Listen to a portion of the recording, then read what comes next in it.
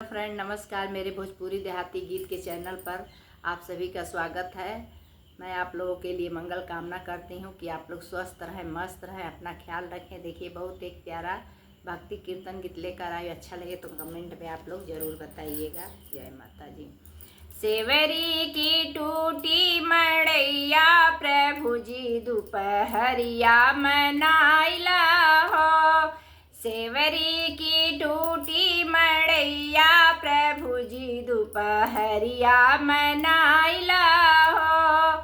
सेवरी की टूटी मड़ैया प्रभु जी दोपहरिया मनाइला हो।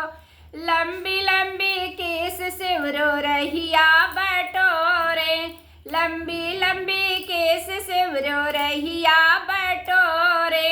यही रहिया यही दोनों भैया प्रभु जी दोपहरिया मनाइला हो। यही रहिया यही दोनों भैया प्रभु जी दोपहरिया मनाइला हो। सेवरी की टूटी मड़ैया प्रभु जी दोपहरिया मनाइला हो। सेवरी की टूटी मड़ैया प्रभु जी दोपहरिया मनाइला हो। कुश के चटैया सेवरो झारी के बिछावे, कुश के चटैया सेवरो झारी के बिछावे।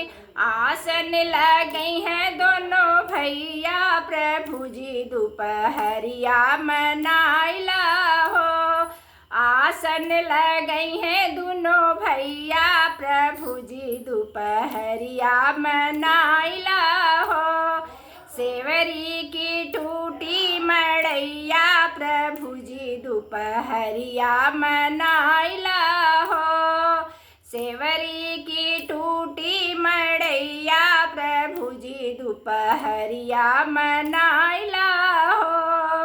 मीठी मीठी बैरिया सेवरो चिखी चिखी तोड़े, मीठी मीठी बैरिया सेवरो चिखी चिखी तोड़े। भोगवा लगई हैं दोनों भैया प्रभु जी दोपहरिया मनाइला हो। भोगवा लगई हैं दोनों भैया प्रभु जी दोपहरिया मनाइला हो। लंबी सेवरी की टूटी मड़ैया प्रभु जी दोपहरिया मनाइला हो। सेवरी की टूटी मड़ैया प्रभु जी दोपहरिया मनाइला